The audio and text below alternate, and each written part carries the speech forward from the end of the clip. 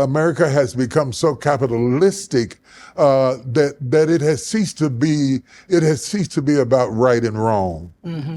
It has ceased to be about mercy and compassion. It has become so capitalistic that America has become eaten up. If you don't have capital, you don't have a position. You're not on the cabinet. You're not on the board. You're not in the meeting. You can't get things done. And one of the great things that you did is to get involved in capital and to start a bank in the middle of the country, and to invest into a bank rather in the middle of the country. First time that a black investment has been done in a place like that. What was it that led you to move in that direction? So my business partner, Ashley Bell, came to me and said, he had an opportunity to purchase a bank in Salt Lake City, Utah, really Holiday, Utah. And he wanted me to join him with the effort. He told me about it. He went to meet with the banking officials with the Latter-day Saints Church, because they're very influential in Salt Lake City and Utah itself. That's where their headquarters is. And when he met with them, they told him, hey, you need to talk to Bernice to get you to the Gar family. I happen to have a relationship with one of the influential families in that church. And I had a conversation with him, connected him with Ashley, and the rest became history. They brought along some of the other members of the Latter-day Saints Church to help us with some of the fundraising, and they invested in it. But we all along were getting more and more black investors, because in order to convert it to an MDI, Minority Depository Institute, we had to have black owners. And so it was a majority of black owners with the undergirding of the Latter-day Saints that invested in already existing community bank with no delinquencies. So we started good. I don't know if they heard you. First of all, I applaud the fact that you understand that sometimes you have to make alliances with people that you don't line up with about everything. But let me tell you this, Bishop, you got to hear the story because it's incredible. In 1974-ish, the leader of the Mormon Church said there was nothing redeemable about black people. Wow. Hear that. Fast forward to 2025, we closed in June of 2025 on this bank. A good portion of our investors, our largest investors, are members of the Latter-day Saints Church. And the bank is called Redemption Bank.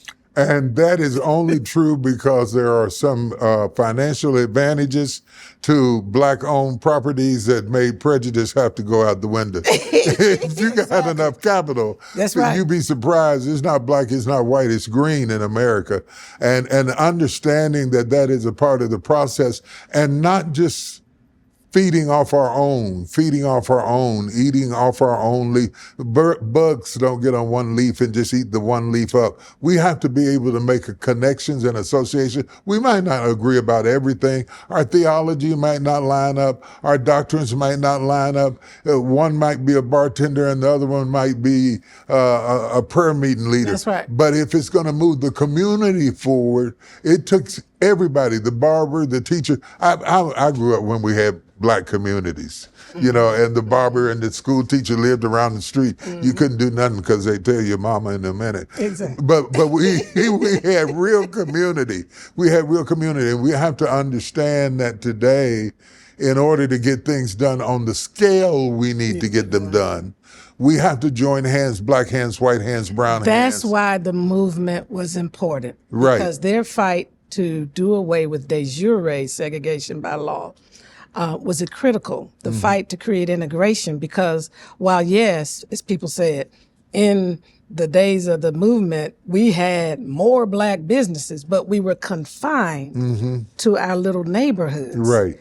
You don't want to just be in your own neighborhoods. You want to be able to collect and have customers and clientele from other communities and bring some of that back into your community. Absolutely. And so it opened the door for that. You make me want to shout.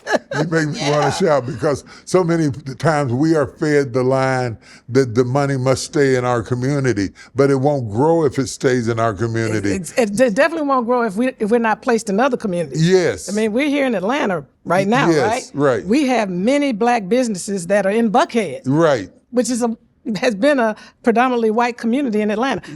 We have some in Alpharetta, Right. the place in Forsyth County where even in the 80s, we had to leave Right. before dark. It was sundown time. So my Right. mother and them combined forces with what happened to Hosea Williams being attacked by white supremacists, and they marched on Forsyth County. From that march, Oprah did her show, and then from that, there was a racial commission established, and now black people live in Forsyth County. They have businesses in Forsyth County. Yeah.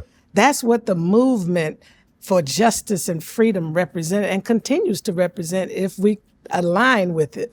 And it also represents the equity of influence.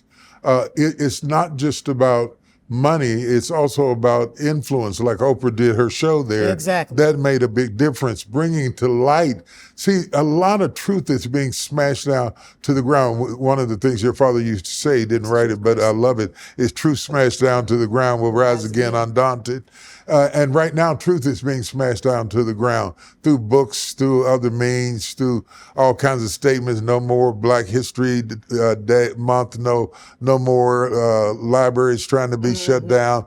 Books taken off the shelf, but they're taking books off the shelf at a time that we got AI. You're not going to be able to stop truth. Truth That's is right. going to run That's like a right. mighty stream. It's going to come up again. It's going to rise up again. It's going to come up for women. It's going to come up for all people. And that's very, very important. And people are still going to have Juneteenth, whether you like it or not. They definitely are. They're going to have Juneteenth, just like they're going to have cabbage and black-eyed peas on January 1. They're still going to do it because it's culture. And you can't kill culture with the tweet. Chapter number 4, Big Picture. When you look at the economic forecast of where we are, and you understand that currency is a global discussion, and you understand that it's not just America, it's Africa and what's going on in Africa. Fastest growing GDP in the world is coming out of Africa. We did not start when the boats landed. We existed before the boats landed, and understanding and make connections so that we don't have nothing against Asian people, but we don't need Asian people doing our hair products, doing our face products. We could do that ourselves. We can connect, and we can do it through our phone. You don't have to be rich now to make connections with people overseas and join forces together, just like Jewish people do with Israel. We have to be able to make connections for the betterment of all other races do it. Exactly. All other races use their global influence to get things done, and not just people in the neighborhood. And connection is important, but the connection needs to be very strategic. Right. And we have to figure out how to truly create enterprise.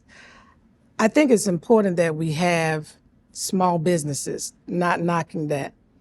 But I think it's time also to shift to creating enterprises. I think there has to be a connectivity. You know, Delta understood that. That's why they're one in the marketplace with airlines. They started merging.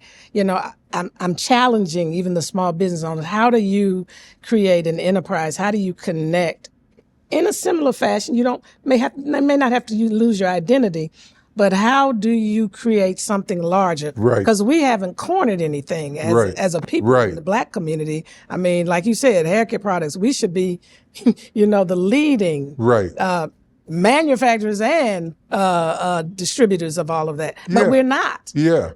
So I'm going to go back to Nehemiah again. When you hear the sound of the trumpet, rally there and our God will fight for us. There's something about joining forces, connecting and coordinating our efforts. So if we need to have chains.